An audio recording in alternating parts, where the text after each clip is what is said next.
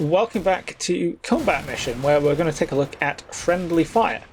Whether friendly fire is simulated, and the details of how it's simulated are very important considerations with serious tactical implications.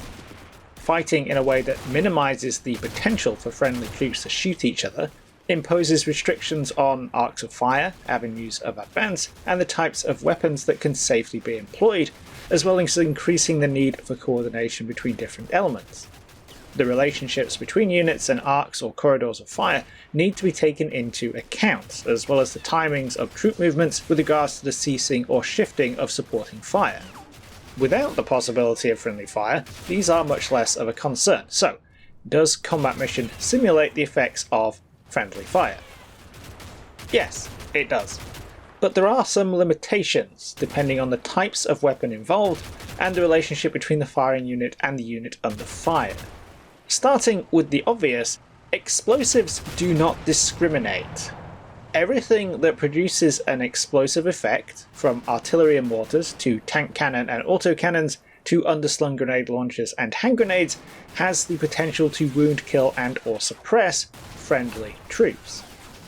Outside of explosives, we have a kind of caliber cutoff. Exactly where this is pretty hard to determine accurately, but I suspect it's around the 10mm mark. Heavy machine gun fire from something like a 50 caliber M2 machine gun, that's 12.7mm, will suppress friendly targets and has a chance, albeit a seemingly very low chance, of causing casualties. Caliber less than 10mm, so effectively everything from submachine guns through assault and battle rifles to medium machine guns, do not inflict suppression or casualties on friendly troops, except in some specific circumstances. If the firing unit is aware of the friendly unit downrange, they will not inflict casualties or suppression, or at least have an extremely low chance of doing so. If the firing unit is not aware of the friendly unit downrange, if they haven't spotted them because of light weather conditions or terrain, then they can and will inflict casualties as if they were firing on an enemy unit. A potential explanation for the difference in friendly fire potential of these sub 10mm caliber weapons could be that there is an abstraction in play, whereby friendly troops cannot affect other friendly troops providing they're aware of them. This would make sense from a game design perspective. Simply assuming that friendly troops stay out of each other's line of fire and don't aim to kill their buddies is much easier than having to program the tech AI of individual pixeltruppen not to shoot their squad mates in the back by accident. It's also worth noting here that units in Combat Mission do not suffer from some real problems that lead to friendly fire incidents. Units do not misidentify each other or suffer communications breakdown that lead to soldiers engaging friendlies under the impression that they are enemy troops. So friendly fire is a feature in Combat Mission. How concerned should players be about it? In the tests I've been running so far, I've been directly targeting friendly units, or at least the ground underneath them, in a way that I would never do in an actual game. This kind of friendly fire is probably not something players should be worried about, because if it's happening, they're doing it on purpose. More realistically, the primary source of friendly fire casualties in Combat Mission is artillery. Whether we're dealing with mortars, guns, howitzers, or rockets, we have to take into account a degree of uncertainty over their area of effect. Judging the exact boundaries of the danger area for a fire mission before it comes in is difficult.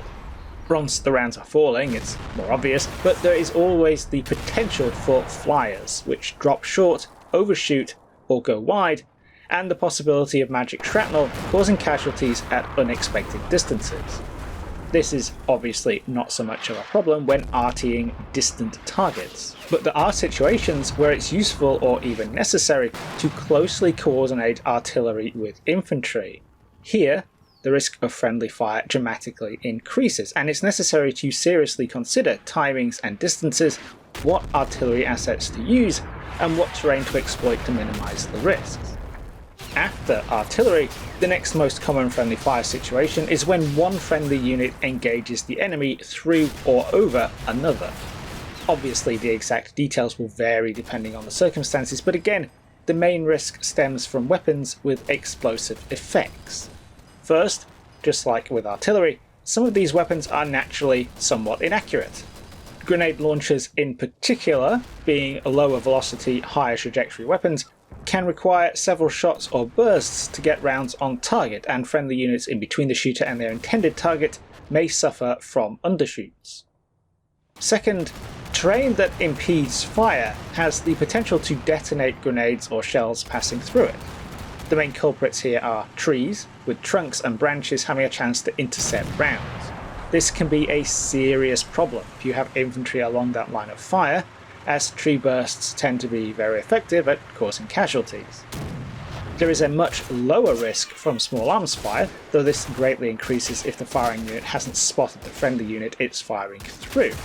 This is much more of a problem at night or in other conditions of restricted visibility, and in the World War II titles in particular, where C2 links are weaker. But we have an important caveat here. Unless you're playing on Iron difficulty, it's not always clear what other friendly units your units are actually aware of. And that means that there's a lot of uncertainty about whether firing through has the potential to cause friendly fire or not. So we have some sources of potential friendly fire that players should definitely take into account, and some that are weapon terrain, conditions, and C2 dependent. The obvious solution to dealing with all of these in the simplest way possible is to act under the assumption that friendly fire of any kind will cause casualties. That basically boils down to treating artillery with respect and managing the deployment and movement of units to make sure they're not in positions where they might have to shoot through, over, or too close to one another. That's not particularly difficult to do, and it's in line with the realistic tactics that appeal to a lot of combat mission players. At the same time, going in the other direction and trying to exploit the way that friendly fire is modelled, for example shooting through friendly units with small arms, doesn't confirm any kind of significant advantage.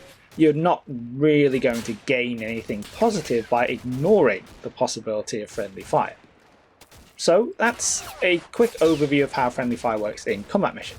Hope you all enjoyed this one and found it useful. If you'd like to see these videos early and support the channel, you can do so via Patreon and YouTube memberships. Whether you do or not, thanks for watching, and I'll catch you in the next video.